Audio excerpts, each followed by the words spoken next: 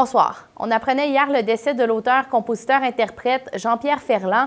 Les réactions se multiplient au Québec, mais il a aussi eu un impact marquant en Saskatchewan, notamment chez des artistes fransaskois. Charlotte Marchal. Une chance que je t'ai, tu m'as... Jean-Pierre Ferland n'est plus. Le décès de l'auteur-compositeur-interprète à l'âge de 89 ans a créé une onde de choc. Parce que la vie devient trop belle. Comme celle réservée aux artistes dont on se souviendra toujours. Jean-Pierre Ferland, c'est un nom, mais surtout une voix qui a marqué les francophones au-delà des frontières du Québec. T'es belle pour toujours. Comme en 1965, où il était de passage à Gravelbourg en Saskatchewan pour animer une tournée avec Félix Leclerc et Radio-Canada. C'est toujours surprenant quand on entend la mort de quelqu'un qui, pour moi, est un monument, j'avoue, de la musique québécoise, mais je dirais aussi de la francophonie. En 1970 sort son album intitulé Jaune, une petite révolution dans le monde de la musique francophone. Avec la sortie de son album Jaune en 70 environ, il a amené une saveur rock. Et moi, ça m'a influencé. J'ai dit, waouh, on peut faire du rock en français. Parce que le rock, ça se faisait pas en français plus que ça. En tout cas, au Canada, on n'entendait pas beaucoup.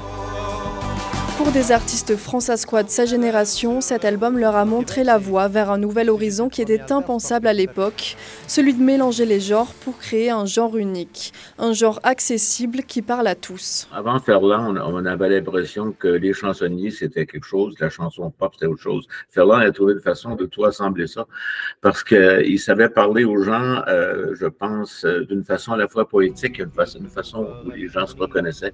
C'était quand même un gens du peuple, il parlait, bon, de la rue, fleur de macadam et tout ça. Si c'était à recommencer, je ferais... Pour les fransaskois d'adoption comme Françoise Ségur-Cloutier, cet album l'a ancrée dans son nouveau pays, elle qui est arrivée de France. C'était un choc, c'était un grand choc.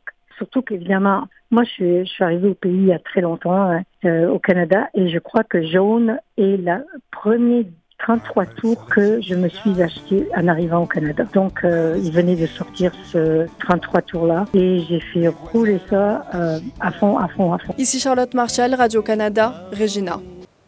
La tournée de la locomotive à vapeur 2816 a pour but de faire revivre l'histoire du chemin de fer nord-américain du CPKC. Et cette tournée s'est arrêtée aujourd'hui à Moose Jaw. Le CPKC est formé des compagnies ferroviaires du Canadien Pacifique et de la Kansas City Southern. Pour l'occasion, les visiteurs de passage à Moose Jaw ont pu découvrir cette historique locomotive à vapeur qui date de 1930 et qui a été construite à Montréal.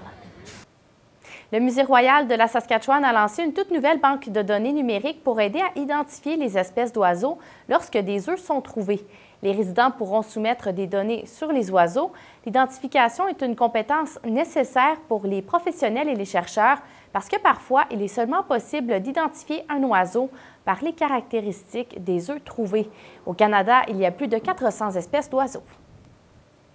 Au hockey junior, les Blades de Saskatoon égalisent leur série qui les oppose aux Warriors de Moose Jaw. Dans un match chaudement disputé hier, les Blades se sont sauvés avec une victoire de 3-2. Les Warriors menaient le match jusqu'en moitié de deuxième période grâce au but de Atlee Calvert et de Callum Parker. Mais les Blades ont ramené les deux équipes à égalité grâce à des buts de Tanner Molendyk et de Brendan Lisowski marqués en moins de 6 minutes. Le temps supplémentaire aura été nécessaire et c'est l'attaquant des Blades, Fraser Minton, qui a complété la remontée de son équipe avec son 6e but des séries éliminatoires. La série se transporte maintenant du côté de Moose Jaw.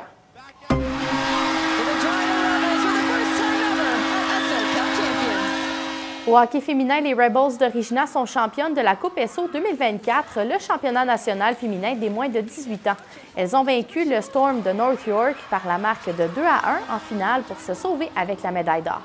C'est la joueuse de Prince Albert, Striker Zablocki, qui a été nommée joueuse par excellence du championnat avec une récolte de 8 buts et 3 aides dans le tournoi.